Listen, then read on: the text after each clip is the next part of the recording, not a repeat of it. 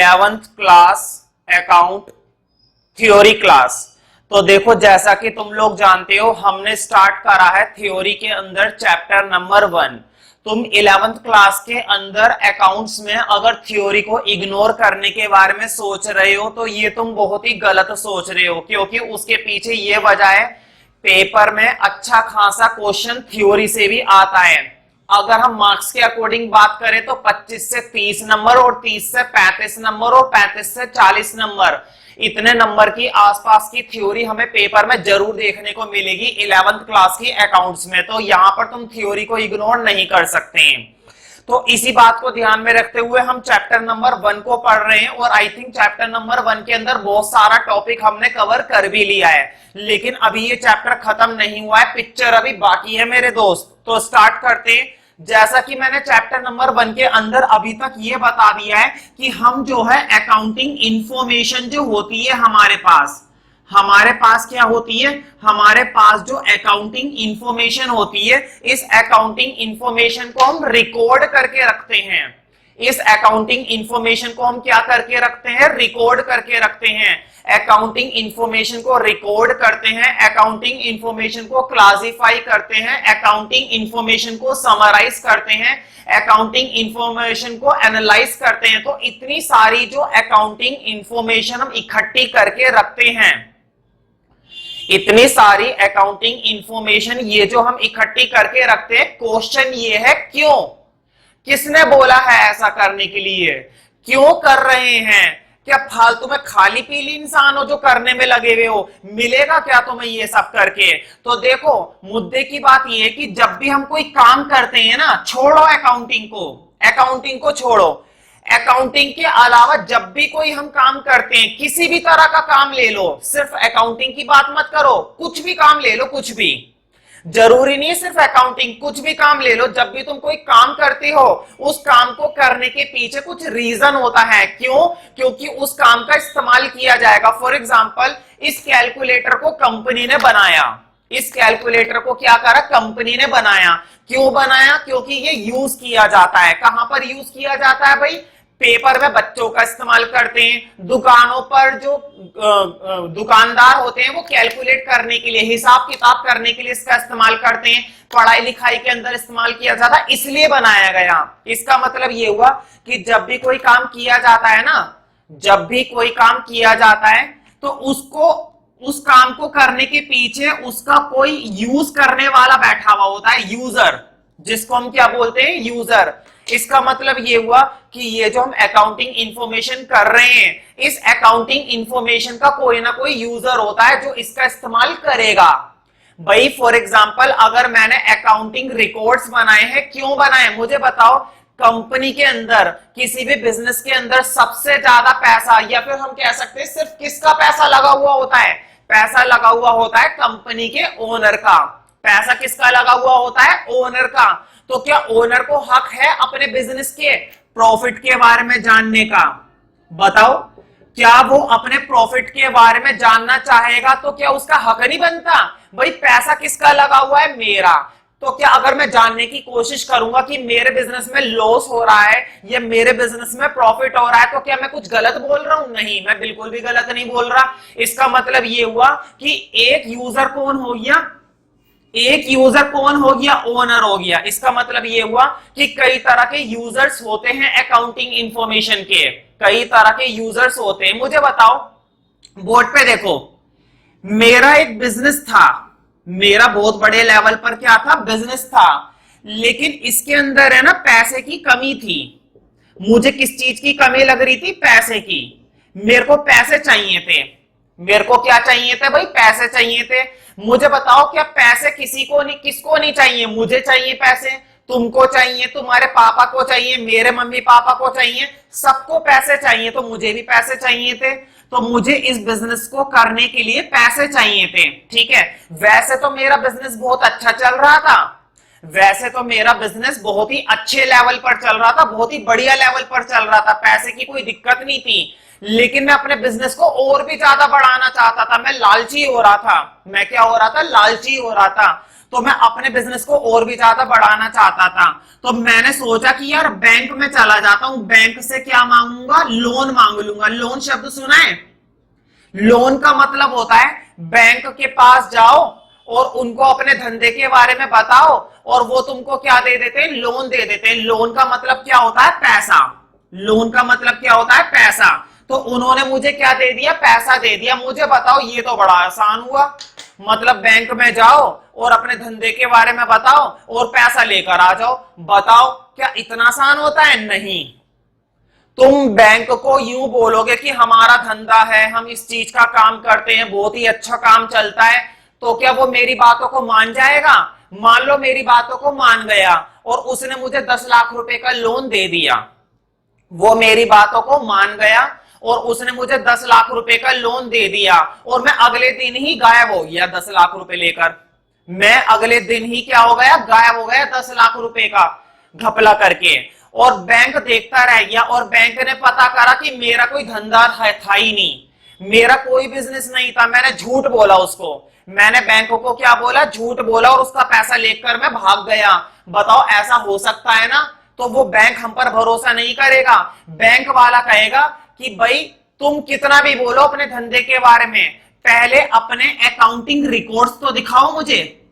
पहले हमें अपने अकाउंटिंग रिकॉर्ड्स तो दिखाओ, तभी मैं तुमको लोन दूंगा, तभी मैं तुमको पैसा दूंगा। इसका मतलब ये हुआ कि ये जो अकाउंटिंग रिकॉर्ड्स होते हैं ना, ये जो अकाउंटिंग रिकॉर्ड्स होते हैं, इनका इस्तेमाल बहुत तरह के लोग करते हैं। मैंने अभी तक 2 लोग बताए। एक तो कौन, एक तो वो जो ओनर होता है बिजनेस का, जिसका पैसा लगा हुआ होता है बिजनेस में, उसको जरूरत पड़ती है अकाउंटिंग रिकॉर्ड्स को देखने की। बताओ बिजनेस ओनर ने अपना पैसा लगा रखा है तो क्या उसका हक नहीं बनता अपने बिजनेस के बारे में जानने का? तो अपने बिजनेस के बारे में वो कैसे जानेगा? अकाउंटिंग रिकॉर्ड्स की मदद से उसको जरूरत पड़ती है। अब मान लो बैंक से हमने पैसा मांगा तो बैंक वाले क्या कहेंगे, वो सब तो ठीक है, हम तो पैसे दे देंगे, लेकिन पहले अपने अकाउंटिंग रिकॉर्ड्स तो दिखाओ हमको। तो हम उसको रिकॉर्ड्स दिखाएंगे। इसका मतलब बैंक भी हमारे रिकॉर्ड्स को देखता है। अब बात करते हैं गवर्नमेंट की। बताओ क्या गवर्नमेंट देखती है हमारे रिकॉर्ड्स को? बिल्कुल। गवर्नमेंट को क्या लगाना होता है? टैक्स लगाना होता है। गवर्नमेंट को क्या बनानी होती है? अपनी पॉलिसीज बनानी होती है। गवर्नमेंट को और भी बहुत सारे काम करने होते हैं, तो वो भी हमारे रिकॉर्ड देख सकता है। तुम सोच रहे होंगे गवर्नमेंट क्यों देखेगी हमारे रिकॉर्ड? अब जरा इसको देखना जो मैं समझाने वाला हूं। कंपनी के अंदर 5-6 वर्कर थे। वैसे तो 5-6 वर्कर नहीं होते, हजारों वर्कर होते हैं, लाखों वर्कर होते हैं। बताओ 5 वर्कर की कोई कंपनी होती है? 5 वर्कर की कुछ नहीं होती, 5 हजारों वर्कर होते हैं। ठीक है, मान लो कंपनी के कुछ वर्कर थे। वर्कर ने क्या करा, कंपनी पर केस कर दिया। वर्कर ने कंपनी पर क्या कर दिया, केस कर दिया। केस समझते हो ना, मुकदमा कर दिया, उस पर मुकदमा ठोक दिया कंपनी पर। और क्या केस करा? केस ये करा कि इस कंपनी ने हमें पिछले 2 साल से, इस कंपनी ने हमको पिछले 2 साल से सैलरी नहीं दी। पिछले 2 साल से क्या नहीं दी? सैलरी नहीं दी। मतलब हमसे काम करवाए जा रहे हैं, काम करवाए जा रहे हैं, लेकिन सैलरी नहीं दी। अब बताओ कंपनी कहेगी मैंने तो दी और वर्कर कहेंगे नहीं दी। कंपनी कहेगी मैंने तो दी और वर्कर कहेंगे नहीं दी, पिछले 2 साल से नहीं दी। अब ये केस कहां पर जाएगा? ये केस जाएगा कोर्ट के पास। और कोर्ट मतलब गवर्नमेंट। कोर्ट को कौन ऑपरेट करती है? सुप्रीम कोर्ट हो, हाई कोर्ट हो या नॉर्मल कोर्ट हो। ठीक है, कोर्ट को कौन ऑपरेट करती है? गवर्नमेंट। मतलब ये केस कहां पर चला गया? गवर्नमेंट के पास चला गया। अब मुझे बताओ, गवर्नमेंट को ये कंपनी बोलेगी कि हमने तो इनको सैलरी दी, और वर्कर बोलेंगे इन्होंने हमको कोई सैलरी नहीं दी। कोर्ट किसकी सुनेगा? कंपनी की सुनेगा या वर्कर की सुनेगा? सोच कर देखो। वर्कर के अकॉर्डिंग देखोगे तो तुम्हें ऐसा लगेगा यार वर्कर झूठ क्यों बोलेंगे, ऐसे थोड़ी ना वर्कर बोल देंगे कि सैलरी नहीं दी। अब जरा कंपनी की सोचो।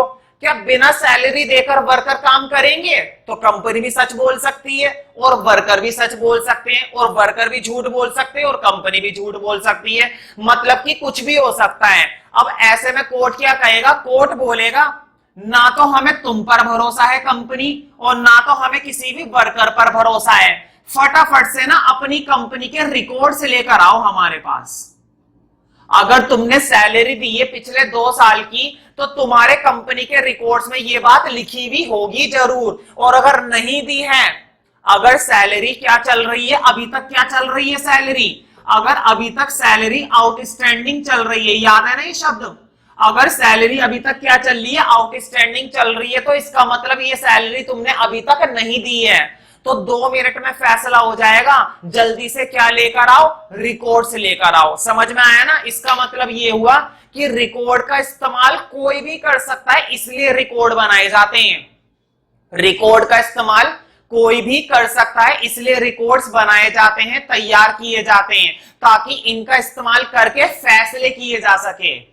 इनका इस्तेमाल करके क्या किए जा सके? फैसले किए जा सके। ठीक है, तो कुल मिलाकर ये बात तो समझ में आ गई है कि अकाउंटिंग रिकॉर्ड्स का इस्तेमाल करने वाले, अकाउंटिंग इंफॉर्मेशन का इस्तेमाल करने वाले लोग एक नहीं होते, 2 नहीं होते, 3 नहीं होते, बहुत सारे होते हैं। तो ये लोग क्या करते हैं? ये अकाउंटिंग रिकॉर्ड्स का इस्तेमाल करते हैं और डिसीजन लेते हैं। ठीक है, तो इसके जो यूजर्स होते हैं वही हेडिंग हमें आज के लिए डालना है। तो हेडिंग है यूजर्स ऑफ अकाउंटिंग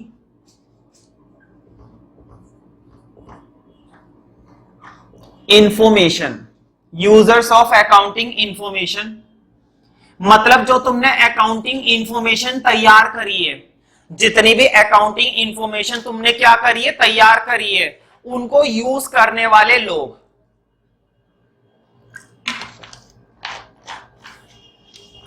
उनको यूज करने वाले लोग। तो 2 तरह के यूजर होते हैं, लिखो कैपिटल ए। कुछ होते हैं इंटरनल यूजर, इंटरनल यूजर। ठीक है, इंटरनल यूजर का क्या मतलब हुआ? इंटरनल यूजर का मतलब यह हुआ कि जो लोग बिजनेस के अंदर होते हैं, इंटरनल, जो लोग बिजनेस के अंदर होते हैं। मुझे बताओ, ओनर, ओनर का क्या मतलब होता है? ओनर का मतलब होता है मालिक। ओनर का क्या मतलब होता है? ओनर का मतलब होता है मालिक, बिजनेस का मालिक। बताओ, ये बिजनेस के अंदर का बात है, ये बिजनेस के बाहर का इंसान है? ये बिजनेस के अंदर का है भाई, इसी का ही तो बिजनेस है। बिजनेस किसका है? क्या बिजनेस मेरा है? नहीं। बिजनेस तुम्हारा है? नहीं। बिजनेस ओनर का है, तो ये तो खुद ही बंदा बिजनेस का है। ठीक है, तो बताओ ये इंटरनल यूजर है या फिर ये एक्सटर्नल यूजर है? तो ये इंटरनल यूजर है। बस यही फर्क है, बस यही फर्क है कि कौन सा बंदा बिजनेस के अंदर का है और कौन सा बंदा बिजनेस के बाहर का है। एक एग्जांपल और देता हूं, अभी अभी समझाया था ना गवर्नमेंट। बताओ, गवर्नमेंट बिजनेस के अंदर होती है? नहीं। क्या इसका बिजनेस से लेना देना होता है? नहीं। ये तो बिजनेस के बाहर का बात है। इसका मतलब ये कौन सा वाला यूजर है? ये कौन सा वाला यूजर है? एक्सटर्नल यूजर है। ठीक है, तो कुछ यूजर होते हैं बिजनेस के अंदर और कुछ यूजर होते हैं बिजनेस के बाहर। अकाउंटिंग इंफॉर्मेशन को जब यूज करने की बात आती है ना, अकाउंटिंग इंफॉर्मेशन का इस्तेमाल करने की जब बात आती है, तो इसको इस्तेमाल करने वाले लोग, कुछ लोग होते हैं बिजनेस के अंदर और कुछ लोग होते हैं बिजनेस के बाहर। अभी अभी मैंने बताया था वर्कर, अभी अभी मैंने क्या बताया था? वर्कर। बताओ, वर्कर बिजनेस के अंदर होते हैं या बिजनेस के बाहर होते हैं? वर्कर का मतलब होता है कर्मचारी, मतलब जो काम करते हैं धंधे के अंदर। तो बताओ, वर्कर बिजनेस के अंदर ही तो काम करेंगे। अगर फैक्ट्री है तो फैक्ट्री के अंदर काम करेंगे। तो ये बिजनेस के बंदे होते हैं, तो ये इंटरनल यूजर हैं। ये तो इसका मतलब ये हुआ, कुछ लोग होते हैं इंटरनल और कुछ होते हैं एक्सटर्नल। तो पहले हम क्या पढ़ने वाले हैं? पहले हम पढ़ने वाले हैं इंटरनल यूजर। तो सबसे पहला इंटरनल यूजर लिखो अब, जो अब हमें पढ़ना है। सबसे पहले नंबर पर आता है ओनर। सबसे पहले नंबर पर क्या आएगा? ओनर, कंपनी का मालिक। तुम सोच रहे होंगे मैंने ओनर के साथ एसक्यू लगा दिया, ओनर्स। मुझे बताओ, किसी भी तरह के बिजनेस में सिर्फ एक ही मालिक होता है या एक से ज्यादा भी हो सकते हैं? तो देखो, एक मालिक भी हो सकता है और एक से ज्यादा मालिक भी हो सकते हैं। कभी कभी क्या होता है, दो भाई होते हैं और दोनों भाई मिलकर बिजनेस स्टार्ट करते हैं। कभी कभी क्या होता है, दो भाई होते हैं और दोनों भाई मिलकर क्या करते हैं, बिजनेस स्टार्ट करते हैं। तो वो दोनों क्या माने जाएंगे, मालिक माने जाएंगे। कभी कभी दो दोस्त या तीन दोस्त होते हैं तो वो बिजनेस स्टार्ट करते हैं, तो वो भी क्या माने जाएंगे, वो भी तीनों मालिक माने जाएंगे, है ना। तो ओनर भी हो सकता है और ओनर्स भी हो सकता है, तो मैंने ओनर्स लिखवाया है, ठीक है। तो देखो, ये कहता है मैं भी अकाउंटिंग इंफॉर्मेशन को देखूंगा। ये क्या कहता है, ओनर क्या कहता है, कंपनी का मालिक क्या कहता है, कंपनी का मालिक ये कहता है कि मैं भी अकाउंटिंग इंफॉर्मेशन देखना चाहता हूं। बताओ ये क्यों देखना चाहता है, ये कह रहा है मुझे भी तो पता चले कि मेरे बिजनेस में कितना प्रॉफिट हो रहा है, मुझे भी तो बताओ। भाई मेरा पैसा लगा हुआ है, बताओ जो इसका पैसा लगा हुआ होता है उसको क्या कहते हैं, कैपिटल। याद है ना, जब भी कोई बंदा अपना पैसा लगाता है, जब भी कोई बंदा अपना पैसा लगाता है उसको हम कहते हैं कैपिटल। फॉर एग्जाम्पल, मैं ट्यूशन खोलना चाहता हूं, मैंने कमरा किराए पर ले लिया 10,000 रुपए पर मंथ। मैं क्या करना चाहता हूं, मैं ट्यूशन खोलना चाहता हूं, मैंने कमरा किराए पर ले लिया 10,000 रुपए पर मंथ। तो मैंने 10,000 रुपए क्या लगा दी, कैपिटल लगा दी, ठीक है। तो जिसका पैसा लगा हुआ होता है वो कैपिटल होती है, ठीक है, जो पैसा होता है। तो ये कह रहा है भाई मुझे भी तो बताओ कि मेरे बिजनेस में प्रॉफिट हो रहा है, क्या हो रहा है, या फिर मेरे बिजनेस में पिछले सालों से लॉस तो नहीं हो रहा है कहीं, मुझे ये भी तो बताओ। मुझे ये भी तो बताओ मैंने मार्केट के अंदर टोटल कितनी सेल्स करी हैं, मुझे ये भी तो बताओ कि मार्केट के अंदर हम टोटल कितनी परचेज करते हैं। मुझे सारी बातें बताओ, मुझको सारी बातें बताओ।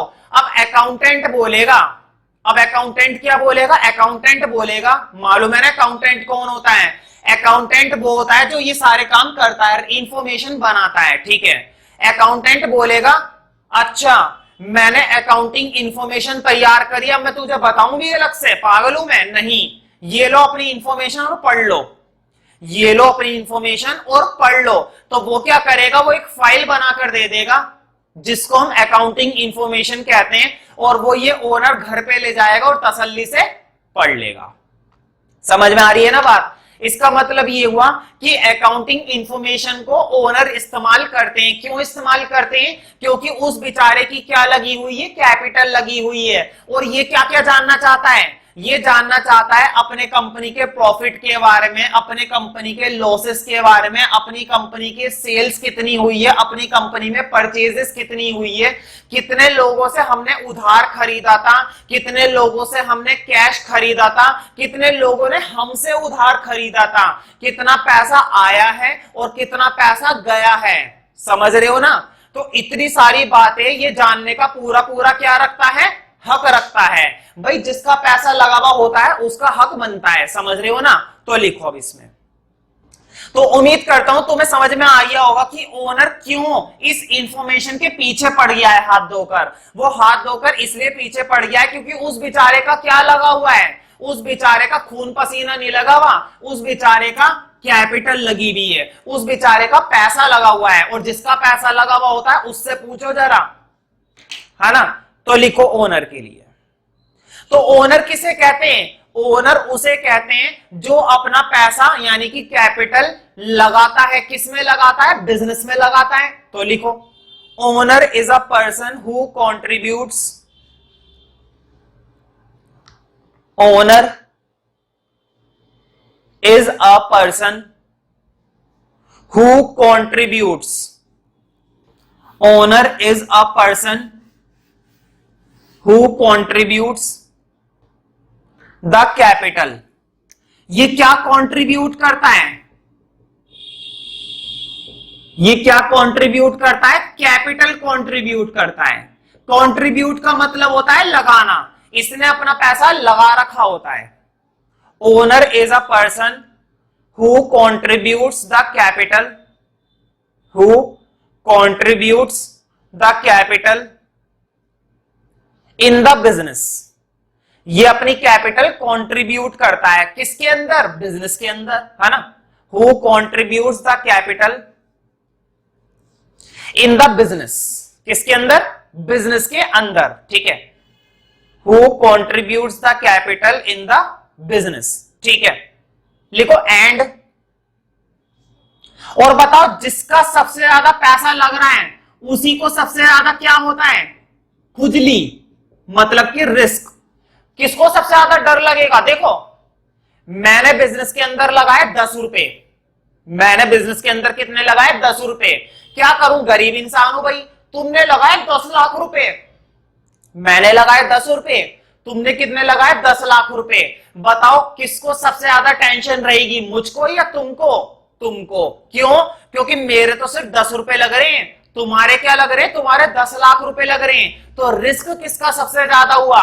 रिस्क का मतलब होता है टेंशन, है ना। जहां पर रिस्क वहां पर टेंशन, तो सबसे ज्यादा टेंशन तुमको होगी। ठीक है, तो सबसे ज्यादा टेंशन किसको होती है? ओनर को होती है। ठीक है, तो लिखो owner is a person who contributes the capital in the business, in the business and relates, board पे लिखा हुआ है रिलेट्स, ये रहा, and relates maximum risk, and relates maximum risk. क्या होता है? मैक्सिमम रिस्क होता है, मतलब कि सबसे ज्यादा टेंशन, टेंशन नहीं लेने का, वो बोलते हैं ना डायलॉग होता है, टेंशन नहीं लेने का बट देने का, है ना। And relates maximum risk. ठीक है, फुल स्टॉप लगा दो। फुल स्टॉप के बाद लिखो, तो बताओ इस बेचारे ने अपना पैसा लगा रखा है, इस बेचारे को सबसे ज्यादा टेंशन है, तो अगर ये अपने प्रॉफिट के बारे में जानना चाहता है तो बताओ बेचारे ने क्या बोला? क्या कुछ गलत बोला? नहीं बोला। ये अपने बिजनेस के लॉस के बारे में जानना चाहता है तो बताओ इसने कुछ गलत बोला? नहीं बोला। तो बेचारे को हक है, बेचारे को हक है ये जानने का। तो लिखो फुल स्टॉप के बाद, फुल स्टॉप के बाद लिखो ही इज ईगर। अभी मैं मतलब बताता हूं इसका क्या है। He is eager to know, board पे लिखा हुआ है to know. He is eager to know profit और loss. He is eager to know profit और loss of the business. He is eager to know profit और loss of the business. Eager का मतलब होता है, मतलब ये उतावला रहता है। क्या जानने के लिए उतावला रहता है? ये जानने के लिए उतावला रहता है कि इसके बिजनेस में प्रॉफिट हो रहा है या लॉस हो रहा है। ठीक है, ये उतावला रहता है। ईगर का मतलब होता है परेशान रहना, उतावला रहना, है ना। कहते नहीं है ये तो बड़ा पागल सा हो रहा है अपना रिजल्ट जानने के लिए। जैसे कि तुम्हारा जब रिजल्ट आता है 10th क्लास के बोर्ड का या 12th क्लास के बोर्ड का, तो तुम कैसे परेशान से हो जाते हो, है ना। जानना चाहते हो कि पास हुए या फेल हुए, है ना, क्योंकि कुटाई भी होगी फिर घर पे बाद में, और होनी भी चाहिए। मैं तो कहता हूं 2-4 और ठोक दो उसको। ठीक है, he is eager to know the profit और लॉस ऑफ द बिजनेस। तो ये बिजनेस के प्रॉफिट और लॉस के बारे में जानने के लिए परेशान रहता है। और ये सारी परेशानी का सॉल्यूशन इसको किससे मिलता है? ये सारी परेशानी का सॉल्यूशन इसको मिलता है अकाउंटिंग इंफॉर्मेशन से। अकाउंटिंग इंफॉर्मेशन कहती है क्या जानना चाहता है बता। उसने बोला प्रॉफिट जानना चाहता हूं, इसने बोला ले पढ़ ले मुझे, ले पढ़ ले मुझे। ठीक है, तो प्रॉफिट और लॉस के बारे में ये जानना चाहता है ऑफ द बिजनेस। ठीक है, बिजनेस के बाद एक फुल स्टॉप और लगा दो, और फुल स्टॉप के बाद लिखो the accounting provides him, the accounting provides him all related information. The accounting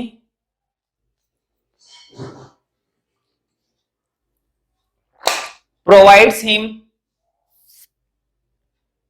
the accounting provides him all related information.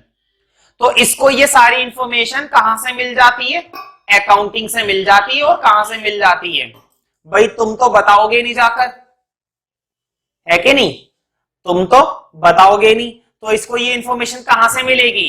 इसको ये इंफॉर्मेशन मिलेगी अकाउंटिंग से। ठीक है, the accounting provides him all related information about business. तो business के बारे में छोटी से छोटी बात, बिजनेस के बारे में बड़ी से बड़ी बात, इसको कहां से पता चलेगी? इसको पता चलेगी अकाउंटिंग से। ठीक है, तो ये था पहला यूजर। अब मुझे बताओ ये इंटरनल क्यों है? ये इंटरनल इसलिए है क्योंकि इसी का तो बिजनेस है। ये बिजनेस के अंदर का आदमी है, या ये बिजनेस के बाहर का आदमी है, ये बिजनेस के अंदर का आदमी है, बल्कि ये कहो कि यही बिजनेस का मालिक है। और कहना क्या है? यही है मालिक, मैं थोड़ी ना हूं। तो क्या यही होता है इंटरनल यूजर, या और भी होते हैं? भाई और भी होते हैं। मुझे बताओ कंपनी को चलाने के लिए, पैसा लगाने के लिए कौन बैठा हुआ है? मालिक। कंपनी को चलाने के लिए, पैसा लगाने के लिए कौन बैठा हुआ है? मालिक। लेकिन क्या कंपनी को सिर्फ यही अकेला बंदा चलाता है, या मैनेजमेंट नाम की भी कोई चीज होती है? सुना है? सुना होगा जरूर। 11th क्लास में मैं इतनी उम्मीद तो कर सकता हूं, भले इस शब्द का मतलब ना मालूम हो, लेकिन सुना तो जरूर होगा। भाई बिजनेस के अंदर, किसी भी धंधे के अंदर मैनेजमेंट नाम की कोई चीज होती है या नहीं होती है? तुमने मैनेजर सुने होंगे, senior manager, HR manager, managing director, ठीक है, समझ रहे हो ना, असिस्टेंट मैनेजर, बहुत सारे मैनेजर होते हैं। ये सारे के सारे मिलकर क्या करते हैं? काम को अंजाम देते हैं। फॉर एग्जाम्पल, जैसे कि अगर मैंने बोला कि सेल्स डिपार्टमेंट के अंदर सारे के सारे सेल्स मैनेजर होंगे, समझ रहे हो ना, तो ये सारे के सारे मैनेजमेंट मिलकर किसी भी काम को बहुत अच्छे से करके दिखाते हैं। भाई मालिक थोड़ी ना करता रहेगा। अगर मालिक ही नौकरों की तरह काम करता रहेगा तो वो मालिक किस बात का है? बताओ, उसे क्या मालिक बोलेंगे? अगर कोई मालिक है, उसने अपना पैसा भी लगा रखा है और तो खुद ही सारे काम कर रहा है, तो क्या वो मालिक है? वो तो नौकर हुआ फिर मेरी तरह, समझ रहे हो ना। तो मैनेजमेंट किसका बंदा होता है? बताओ, इंटरनल होता है या एक्सटर्नल होता है? इंटरनल होता है। क्यों? क्योंकि ये भी धंधे के अंदर होता है, ना कि धंधे के बाहर होता है। ठीक है, अब जरा ध्यान से सुनो, ये क्यों इस्तेमाल करता है इंफॉर्मेशन? इसको क्या जरूरत पड़ रही है उंगली करने की? इसको क्या जरूरत पड़ रही है ऐसे इंफॉर्मेशन को इस्तेमाल करने की? आखिर कुछ तो वजह होगी ना। बिल्कुल, बहुत बड़ी वजह है। पहली बात तो दूसरे नंबर पर लिखो मैनेजमेंट। अभी मैं बताता हूं क्या है वजह। तो दूसरे नंबर पर डाल दो, मतलब कि दूसरा यूजर क्या आ गया? दूसरा यूजर आ गया मैनेजमेंट। अभी मैं इसके बारे में बताता हूं कि मैनेजमेंट का क्या मतलब होता है। ठीक है, तो पहले तुम लोगों ने डाल दिया, दूसरे नंबर पर आ गया मैनेजमेंट। ठीक है, अब जरा ध्यान से सुनो, मुझे बताओ खरीदने का काम, बेचने का काम, कितना फर्नीचर लेकर आना है, कितनी एसेट होनी चाहिए, कितनी लायबिलिटीज होनी चाहिए, ये सारे के सारे फैसले क्या ओनर करेगा बार बार? क्या ओनर को इतनी फुर्सत होती है कि वो ये सब करता रहे? नहीं, ये सारे काम देखो ओनर ने क्या लगाया? ओनर ने बस अपना पैसा लगाया। ओनर ने क्या लगाया? ओनर ने बस अपना पैसा लगाया। लेकिन सारे वर्किंग डिसीजंस, काम करने के सारे फैसले, क्या करना है क्या नहीं करना है, ये सारे फैसले कौन करता है? ये सारे फैसले करता है मैनेजमेंट।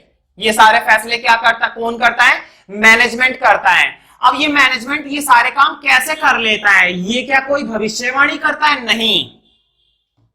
ये क्या करता है? पिछले साल की अकाउंटिंग इंफॉर्मेशन मंगवा लेता है और उस इंफॉर्मेशन को बहुत अच्छे से क्या करता है? रीड करता है, पढ़ता है। इसके पास जो अकाउंटिंग इंफॉर्मेशन है ना, उस अकाउंटिंग इंफॉर्मेशन को बहुत अच्छे से पढ़ता है, समझता है, और उनके बेस पर आगे की क्या लेता है? डिसीजन लेता है। आगे की क्या लेता है? डिसीजन लेता है। मुझे बताओ, एक एग्जांपल देता हूं। मैंने पिछले साल बच्चों को पढ़ाया अकाउंट्स।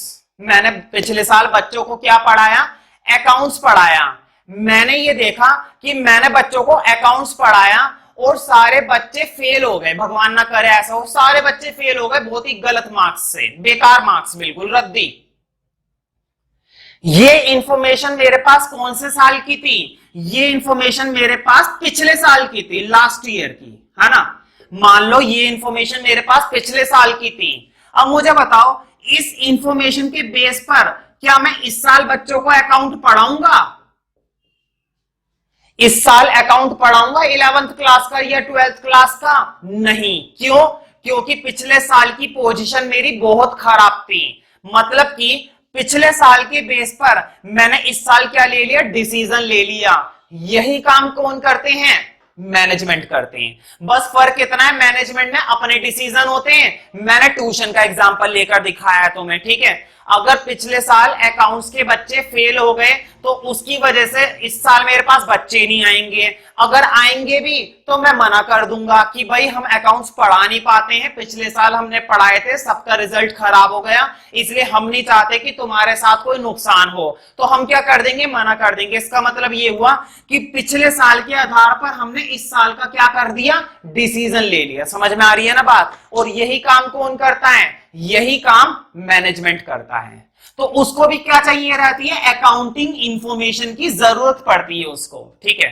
तो मैनेजमेंट के लिए लिखो, तो जितनी भी एक्टिविटी करनी है ना, डिसीजन जितने भी लेने कि कितनी सेल करनी है, कितनी परचेस करनी है, कितना फर्नीचर खरीदना है, कितना किराया खरीदना है, कौन सी बिल्डिंग लेनी चाहिए और कौन सी बिल्डिंग नहीं लेनी चाहिए, कौन सी मशीन खरीदनी चाहिए और कौन सी मशीन नहीं खरीदनी चाहिए, ये सारे फैसले मैनेजमेंट करता है। किसके बेस पर, अकाउंटिंग इंफॉर्मेशन के बेस पर, अकाउंटिंग इंफॉर्मेशन के बेस पर। तुम सोच रहे होंगे ऐसे कैसे करता है। चलो अब मैं तुम्हें मैनेजमेंट का ही एक एग्जांपल बता देता हूं। देखो, मान लो मैनेजमेंट का कोई काम है, ये गुड्स बनाते हैं, गुड्स, किसी भी तरह के गुड्स बनाते हैं। तो गुड्स बनाने के लिए इनको क्या चाहिए रहता है, बताओ। गुड्स बनाने के लिए इनको चाहिए रहता है raw material.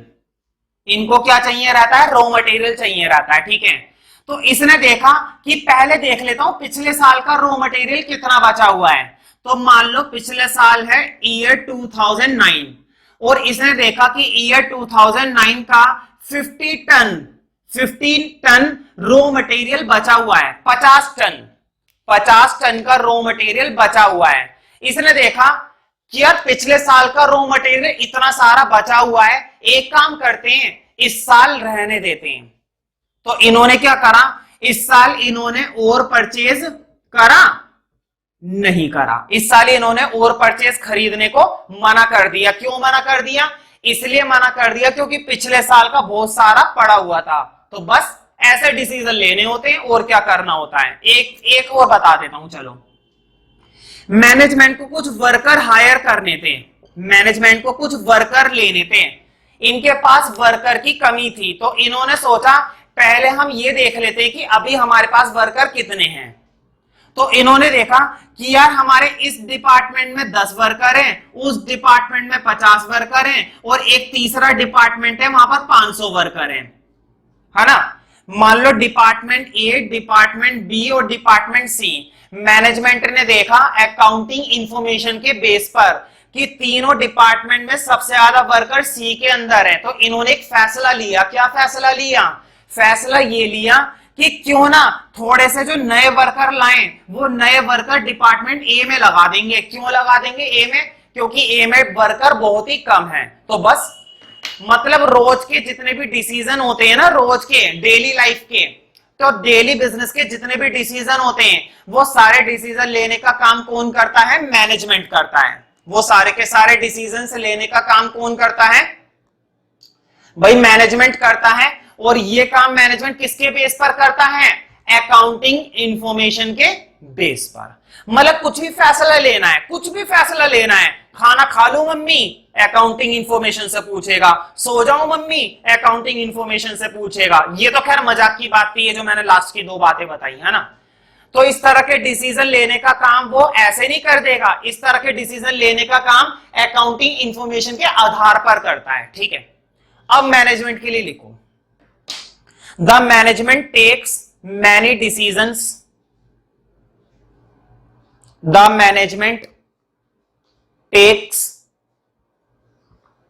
Many decisions for the business activities, the management takes many decisions, the management takes many decisions for the business activities, for the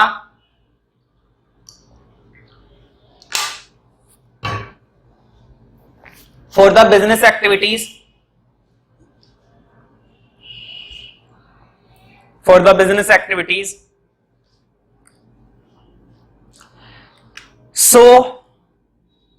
so they need, इन्हें क्या करना होता है, इन्हें बहुत सारे डिसीजन लेने पड़ते हैं बिजनेस एक्टिविटीज के लिए, इसलिए इनको जरूरत पड़ती है। तो लिखो सो दे नीड, किस चीज की जरूरत पड़ती है, इस चीज की जरूरत पड़ती है। तो लिखो so they need accounting information, so they need accounting information about the business, so they need accounting information, so they need accounting information about the business। तो इन्हें बिजनेस के बारे में अकाउंटिंग इंफॉर्मेशन की जरूरत पड़ती है, ठीक है, अबाउट द बिजनेस। किस लिए पड़ती है, लिख लो फॉर, इसी में लिखो बिजनेस के बाद, कोई फुल स्टॉप नहीं लगाना, ऐसे लिखना है। तो लिखो about the business for investment purpose, for investment purpose. Investment का मतलब होता है कि कहां पर पैसा लगाएं और कहां पर पैसा नहीं लगाएं, ठीक है, कहां पर पैसा लगाना चाहिए हमको, कहां पर पैसा नहीं लगाना चाहिए, इसे कहते हैं investment. Investment purpose comma cost control, cost को कंट्रोल करने के लिए जरूरत पड़ती है। बताओ हर बंदा अपनी कॉस्ट को क्या करना चाहता है, कंट्रोल करना चाहता है। फॉर एग्जांपल बोर्ड पे देखो जरा, इधर एक फैक्ट्री है, ये मार्कर बनाने की कॉस्ट आती है 28 रुपए, मार्कर बनाने की कॉस्ट कितनी आती है, 28 रुपए। कंपनी कहती है कुछ भी करो, इसकी कॉस्ट 20 रुपए करने की कोशिश करो। कंपनी क्या कहती है, कंपनी कहती है मुझे नहीं पता, मुझे नहीं पता, मुझे कुछ भी करो, इसकी कॉस्ट 20 रुपए चाहिए, मतलब 20 रुपए चाहिए। अब मैनेजमेंट क्या करेगा, मैनेजमेंट देखेगा, क्या देखेगा, इसकी प्लास्टिक कितने की आती है, इसकी इंक कितने की आती है, इस पर मशीन का कितना काम होता है, इस पर बिजली कितनी लगती है बनाने पर, समझ रहे हो ना। तो इतनी सारी इंफॉर्मेशन वो कहां से इकट्ठी करेगा, इतनी सारी इंफॉर्मेशन वो इकट्ठी करेगा अकाउंटिंग इंफॉर्मेशन से, और तब जाकर इसकी कॉस्ट को कम करने की कोशिश करेगा। अब कॉस्ट को वो कैसे कम करेगा, तो वो कॉस्ट अकाउंटिंग है, वो 11th और 12th क्लास में नहीं होती है, जो मैं तुम लोगों को बताऊं, ठीक है। एक अकाउंटेंट जो है कॉस्ट को कैसे कम करने की कोशिश करता है, ये तुम्हारे सिलेबस का पार्ट नहीं है, ठीक है। बस इतना ध्यान रखना कि कॉस्ट को कंट्रोल करने में इसकी हेल्प वो जरूर लेगा, कॉस्ट को कंट्रोल करने में, 28 रुपए से 20 रुपए पे लाने में किसकी मदद लेगा, अकाउंटिंग इंफॉर्मेशन की मदद लेगा, और वो उसको मदद देगी, मना नहीं करती, तुम्हारी तरह नखरे वाली नहीं है जो मना कर देगी, ये सबकी मदद करती है, ठीक है। तो investment purpose comma cost control comma decide selling price, decide selling price, board पे लिखा हुआ है कितने रुपए का बेचना है, कितने रुपए का नहीं बेचना है ना, ये सारे फैसले मैनेजमेंट लेता है इसके बेस पर। Decide selling price, decide selling price, है ना। सेलिंग प्राइस समझते हो ना, सेलिंग प्राइस का मतलब है कि वो चीज कितने की बेची जाए या कितने की नहीं बेची जाए, ठीक है, वो चीज कितने की बेची जाएगी या कितने की नहीं बेची जाएगी, इन सब चीजों के फैसले। Decide selling price, decide selling price, समझ में आ रहा है ना, ठीक है। तो ये भी कौन थे, ये भी इंटरनल यूजर थे। अब लिखो तीसरे नंबर का इंटरनल यूजर, तीसरे नंबर का इंटरनल यूजर, ठीक है। तीसरे नंबर पर आते हैं कंपनी के अंदर, फैक्ट्री के अंदर काम करने वाले एम्प्लॉइज या फिर वर्कर, है ना, एक ही बात है, एम्प्लॉई बोलो या वर्कर बोलो, एक ही बात है, ध्यान से समझना, बहुत इंपॉर्टेंट है ये वाला। कई बार सेपरेट आ चुका है पेपर में, 3 नंबर में सेपरेट, मतलब सिर्फ यही वाला आ चुका है पेपर में, सिर्फ ये वाला सेपरेट, तो इसलिए थोड़ा सा इंपॉर्टेंट है एम्प्लॉइज और वर्कर का, और हल्का सा बड़ा भी है, सच बोलूं तो, और इतना बड़ा भी नहीं है, ठीक है। मुझे बताओ, पूरे साल पूरी जिंदगी वर्कर काम करते रहते अपने मालिक के लिए, अपनी कंपनी के लिए, अपनी फैक्ट्री के लिए। तो बताओ उन्हें बदले में क्या मिलते हैं? उन्हें बदले में मिलते हैं पैसे, जिसको हम क्या बोलते हैं? सैलरी बोलते हैं। जिसको हम क्या बोलते हैं? सैलरी बोलते हैं। लेकिन तुमने एक नया शब्द और सुना होगा, बोनस। सुना है? सुना तो जरूर होगा, पिक्चरों में भी दिखाते हैं कि बोनस मिलेगा, बोनस मिलेगा। जैसे त्योहार आता है ना दिवाली, तो दिवाली पर सारे वर्कर क्या कहते हैं? दिवाली का बोनस दो। भाई दिवाली बहुत बड़ा त्योहार होता है हिंदुस्तान के अंदर, तो अच्छा खासा होता है, ठीक है, हिंदुस्तान में ही होता है वैसे। तो बोनस मिलता है उन्हें। मुझे बताओ बोनस कंपनी कब देती है?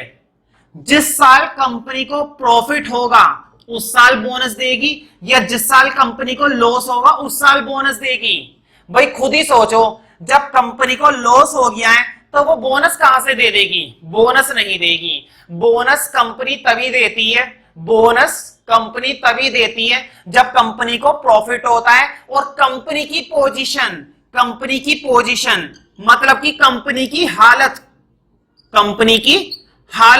क्या होती है? अच्छी होती है। जब कंपनी की हालत अच्छी होती है ना, तभी वो फालतू का पैसा बांटती है। बोनस का क्या मतलब होता है? बोनस का मतलब होता है एक्स्ट्रा पैसा बांटना। बोनस का मतलब क्या होता है? बोनस का मतलब होता है एक्स्ट्रा पैसा बांटना। तो कंपनी एक्स्ट्रा पैसा तभी बांटती है जब कंपनी को क्या होता है? प्रॉफिट होता है और कंपनी की हालत कैसी होती है? कंपनी की हालत अच्छी होती है। अब कंपनी की हालत कौन बताएगा? कंपनी की हालत कैसी चल रही है? कहीं कंपनी के ऊपर कर्जा तो नहीं है? कहीं कंपनी के ऊपर उधारी तो नहीं है? क्या कंपनी ने बैंकों से पैसा तो नहीं ले रखा? कहीं कंपनी बर्बाद तो नहीं हो रही है? कहीं कंपनी लूट तो नहीं रही है? कहीं कंपनी बंद तो नहीं होने वाली? कहीं कंपनी में घपला तो नहीं हो रहा है? क्या कंपनी ये छोड़कर जाने तो नहीं वाले? इतनी सारी बातें बताओ, वर्कर को टेंशन हो जाएगी ना। अब यार कंपनी बंद हो गई तो हमारा क्या होगा? कंपनी में घाटा हो गया तो हमारा क्या हो गया? कंपनी ने अगर बोनस नहीं दिया तो क्या हो गया? तो वर्कर परेशान हो गए, सारे के सारे वर्कर परेशान हो गए। एक वर्कर ने दूसरे को बताया, दूसरे वर्कर ने 10 को बता दिया, 10 वर्कर ने हजारों वर्कर को बता दिया, सारे के सारे वर्कर इकट्ठे हो गए। अब ये सारे वर्कर मिलकर क्या करेंगे? एक शब्द और सुना होगा, अब ये सारे वर्कर मिलकर स्ट्राइक करेंगे। ये कहेंगे बोनस दो, मतलब बोनस दो। तो इसका मतलब ये हुआ कि इतनी सारी बातों के बारे में अगर ये जानना चाहते हैं कि कंपनी की हालत कैसी है, कहीं कंपनी के ऊपर कर्जा तो नहीं है, क्या कंपनी के ऊपर उधारी तो नहीं है, कहीं कंपनी लूटने वाली तो नहीं है, कहीं कंपनी बंद तो नहीं होने वाली, तो कंपनी की ये हालत जानना चाहते हैं, तो ये कंपनी की हालत जानने के लिए किस चीज का सहारा लेंगे? अकाउंटिंग इंफॉर्मेशन का। तो अब तुम सोचोगे, क्या कंपनी का मालिक इनको भी अकाउंटिंग इंफॉर्मेशन दे देता है? हाँ, ओरिजिनल कॉपी नहीं देता है, फोटो कॉपी दे देता है। तो हर एक वर्कर का राइट होता है, हर एक वर्कर का क्या होता है? राइट होता है, अधिकार होता है कि वो अकाउंटिंग इंफॉर्मेशन को देख सकता है, समझ सकता है, पढ़ सकता है, यूज कर सकता है। क्यों? क्योंकि भाई उसको भी तो अपना घर चलाना है, उसको भी क्या चाहिए? बोनस चाहिए, उसको भी क्या चाहिए? सैलरी चाहिए, ठीक है, तो उसका भी हक बनता है, ठीक है। अब मुझे बताओ, एम्प्लॉय और वर्कर ये धंधे के अंदर होते हैं या धंधे के बाहर होते हैं? ये भी धंधे के अंदर ही होते हैं। बताओ, ये वर्कर जो है ये काम कर रहे हैं, कहां पर काम कर रहे हैं? धंधे के बाहर नहीं, धंधे का ही तो काम कर रहे हैं ये। और अगर ये काम धंधे का ही कर रहे हैं तो धंधे के अंदर के लोग हैं ये। इसका मतलब ये भी कैसे यूजर हैं? ये भी इंटरनल यूजर हैं। ये भी कैसे यूजर है? इंटरनल यूजर है, ठीक है। तो तीसरे नंबर पर एम्प्लॉइज और वर्कर के बारे में लिखना है हमको, तो लिखो, they are interested in bonus, they are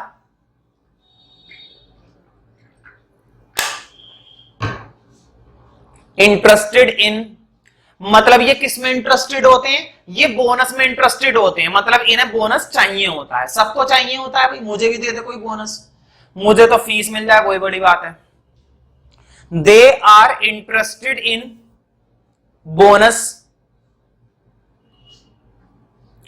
which is related to profit, ये बोनस किससे रिलेटेड होता है? प्रॉफिट से। अभी अभी मैंने बताया था कंपनी बोनस कब देती है? कंपनी बोनस तब देती है जब कंपनी को प्रॉफिट होता है, ना कि लॉस होता है। लॉस के केस में बोनस नहीं मिलेगा, प्रॉफिट के केस में बोनस मिलेगा। भाई कंपनी को प्रॉफिट हो रहा है, ले लो बोनस, क्या दे जा रहा है, कंपनी मना नहीं करेगी। लेकिन जब कंपनी को लॉस हो रहा है तो बेचारी कहां से देगी, है ना, तब नहीं देगी। तो लिखो they are interested in bonus which is related to profit, which is related to profit of the business, which is related to profit of the business.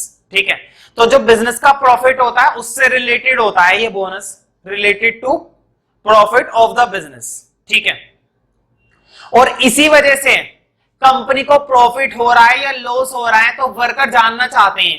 तो वर्कर क्या कहेंगे? वर्कर कहेंगे हमको अकाउंटिंग इंफॉर्मेशन दीजिए, हमको अकाउंटिंग इंफॉर्मेशन दीजिए, हमको accounting information दीजिए।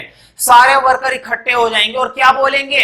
हमको अकाउंटिंग इंफॉर्मेशन दिखाइए, हमें भी तो पता चले कि प्रॉफिट हो रहा है या लॉस हो रहा है, पता चले हम बर्बाद हो जाएं। ठीक है, तो लिखो इसी के अंदर फुल स्टॉप के बाद, बिजनेस के बाद फुल स्टॉप लगा दो और अब लिखो hence they want financial information, hence they want का मतलब होता है इनको इच्छा होती है किस चीज की? फाइनेंशियल स्टेटमेंट की या फाइनेंशियल इंफॉर्मेशन की। बोर्ड पे लिखा हुआ है want, hence they want financial information about the business, hence they want financial information about the business, about the business, about the business. They want financial information about the business। और इसलिए क्या जानना चाहते हैं? इसलिए जानना चाहते हैं बिजनेस की फाइनेंशियल इंफॉर्मेशन के बारे में। ठीक है, मतलब ये चाहते हैं कि हमें भी तो पता चले कि आखिर कंपनी के अंदर हो क्या रहा है, कहीं कंपनी के अंदर नुकसान तो नहीं चल रहा है, पता चले हमें कुछ भी ना मिले। ठीक है, तुमने ये शब्द सुना होगा, कंपनी अपने एम्प्लॉय के लिए ना प्रोविडेंट फंड तैयार करती है। अभी मैं मतलब बताता हूं प्रोविडेंट फंड का मतलब क्या होता है। और कंपनी अपने एम्प्लॉय का इंश्योरेंस वगैरह भी करवाती है। कंपनी में जब कोई पर्सन होता है ना, बड़ी बड़ी कंपनी की बात कर रहा हूं, छोटी मोटी कंपनी की बात नहीं कर रहा, जो बड़ी बड़ी कंपनियां होती हैं वो कंपनियां क्या करती हैं? अपने वर्कर को दो फैसिलिटी देती हैं। वर्कर का क्या करवाती है? इंश्योरेंस करवाती है। फॉर एग्जांपल कोई वर्कर है और काम करते करते उसके हाथ कट जाए, काम करने के सिलसिले में कहीं पर जा रहा था रास्ते में, सड़क पर, रोड पर, और वहां पर उसका एक्सीडेंट हो गया, समझ रहे हो ना, तो कंपनी ने अगर उस वर्कर का क्या करवा रखा है? इंश्योरेंस करवा रखा है, तो कंपनी के उस वर्कर के परिवार को पैसा मिलेगा। कंपनी के उस वर्कर के परिवार को क्या मिलेगा? पैसा मिलेगा। इसका मतलब ये हुआ कि ये कंपनी तो बहुत अच्छी है, अपने वर्कर का क्या करती है? ख्याल रखती है। बताओ ऐसी कंपनी में काम करना पसंद करोगे? हर कोई करेगा पसंद। ठीक है, तो इंश्योरेंस की अंदर उसने ये काम करवा रखा है कंपनी ने या नहीं, इसके बारे में कहां पर इंफॉर्मेशन मिल जाएगी? यहां पर मिल जाएगी। वर्कर को पढ़कर बहुत अच्छा लगेगा कि हमारी कंपनी तो बहुत अच्छी है, लेकिन उसको अच्छा तो तभी लगेगा ना जब वो इसको पढ़ेगा, और पढ़ेगा तभी जब उसको ये इंफॉर्मेशन दी जाएगी, तो उसको इस इंफॉर्मेशन की जरूरत पड़ती है। अब बात करते हैं प्रोविडेंट फंड की। जब कोई बंदा रिटायर हो जाता है ना, तो बड़ी बड़ी कंपनी के अंदर है ना, उनको रिटायरमेंट पर बहुत सारा पैसा दे दिया जाता है, उसी चीज को बोलते हैं प्रोविडेंट फंड। देखो तुम लोग 11th क्लास के अंदर हो, ठीक है, और मुझे प्रोविडेंट फंड की डीप नॉलेज है, मैं जानकर ऊपर ऊपर से बता रहा हूं, बिल्कुल ऊपर ऊपर से, क्योंकि अभी तुम अकाउंट के अंदर इतने डेवलप नहीं हो कि तुम प्रोविडेंट फंड के बारे में डीप नॉलेज के लायक हो। ठीक है, मतलब कि अभी इतनी अंडरस्टैंडिंग जरूरी भी नहीं है, देने को तो मैं दे दूं, वीडियो बहुत लंबा हो जाएगा फिर, है ना। तो इससे बढ़िया कि प्रोविडेंट फंड के बारे में ऊपर ऊपर से समझ लो, जब कोई कंपनी का बंदा रिटायर होता है ना, तो रिटायर पर एक पेमेंट उसको दे दी जाती है रिटायरमेंट पर, ठीक है, उसी चीज को थोड़ा सा प्रोविडेंट फंड कहते हैं। वैसे इसके अंदर मैं इतना पढ़ा सकता हूं कि एक हफ्ते तक क्लास चला सकूं प्रोविडेंट फंड की, ठीक है, मेरे को इतनी ज्यादा नॉलेज है इसकी। तो तुम भी समझते हो प्रोविडेंट फंड के बारे में, ऐसे समझ लो, ठीक है। और इसके बारे में भी इंफॉर्मेशन कहां पर दे रखी होती है, अकाउंटिंग इंफॉर्मेशन के अंदर। तो जब वर्कर को ये दोनों बातें पता चलती है ना, ये दोनों बातें पता चलती है, तो वर्कर क्या हो जाएगा, खुश हो जाएगा। हमारी कंपनी तो बड़ी अच्छी है, अगर हमारा एक्सीडेंट हो गया तो परिवार को पैसा देगी, और अगर हम रिटायर हुए तो हमको भी पैसा देगी, तो कंपनी बहुत अच्छी है। तो वर्कर पर अच्छा फर्क पड़ता है इस चीज का, वो मन से काम करेगा, वो तुम्हारे बिजनेस में 4 चांद लगा देगा, ठीक है। तो ये जो मैंने लिखवाया था ना, Hence they want financial information about the business, उसी के बाद लिखो फुल स्टॉप के बाद, ठीक है। इसका मतलब ये हुआ कि अकाउंटिंग इंफॉर्मेशन हमें इन दो चीजों के बारे में भी बताती है ना, अकाउंटिंग इंफॉर्मेशन इन दो चीजों के बारे में भी बताती है। अब बताओ ये दोनों चीजें तो है ही किससे रिलेटेड, वर्कर से। ये दोनों चीजें किससे रिलेटेड है, वर्कर से। भाई वर्कर का कुछ नुकसान हो जाएगा, उसके परिवार को पैसा मिलेगा, वर्कर जब रिटायर होएगा तो उसको पैसा मिलेगा, तो दोनों का कनेक्शन किससे है, वर्कर से। हालांकि इन दोनों के बारे में इतना कुछ है पढ़ने को, इतना कुछ है जानने को कि महीनों महीनों क्लास चल सकती है इनकी। खैर मैं इतना डीप में जाना नहीं चाहता क्योंकि हम अकाउंटिंग कर रहे हैं, ठीक है। प्रोविडेंट फंड को लेकर गवर्नमेंट ने एक्ट बना रखा है, वो सारा एक्ट हमको आता है। एम्प्लॉइज स्टेट इंश्योरेंस के बारे में गवर्नमेंट ने एक्ट बना रखा है, वो एक्ट भी मुझे मालूम है। अब तुम सोचो एक्ट तो पहले इतना बड़ा होता है ना, तो इतनी ज्यादा नॉलेज की हमको जरूरत नहीं है ना। बस इतना ध्यान रखो कि वर्कर को बड़ा अच्छा लगता है जब उसको ये पता चलता है कि कंपनी उसका इंश्योरेंस करवाती है। वर्कर को बड़ा अच्छा लगता है जब उसको पता चलता है कि रिटायरमेंट के बाद पैसा मिलेगा। अच्छा लगेगा ना, सबको अच्छा लगेगा, लेकिन ये चीज हर एक वर्कर को नहीं मिलती है। जो कंपनी के पहली बात तो ये काम बड़ी बड़ी कंपनी करती है, मैंने पहले बताया था, ये काम बड़ी बड़ी कंपनी करती है। और जो अच्छी पोस्ट पर होते हैं ना वर्कर, उन वर्कर के लिए काम किया जाता है, ये छोट मामूली वर्कर के लिए काम नहीं किया जाता है ये, ठीक है। तो लिखो इसी के अंदर बिजनेस के बाद, the financial statement also provide information, the financial statement also provide information about the financial statement also provide information about employees, board पे लिखा हुआ है प्रोविडेंट फंड, है ना। पूरा नाम क्या होता है, एम्प्लॉइज प्रोविडेंट फंड, ठीक है। तो देखो किसका प्रोविडेंट फंड, एम्प्लॉइज का, मैंने पहले बताया था ना, एम्प्लॉइज प्रोविडेंट फंड। और पता है एक्ट का नाम क्या है, एक्ट का नाम है एम्प्लॉइज प्रोविडेंट फंड एक्ट, मुझे ईयर याद नहीं है, एम्प्लॉइज प्रोविडेंट फंड, ठीक है। And employees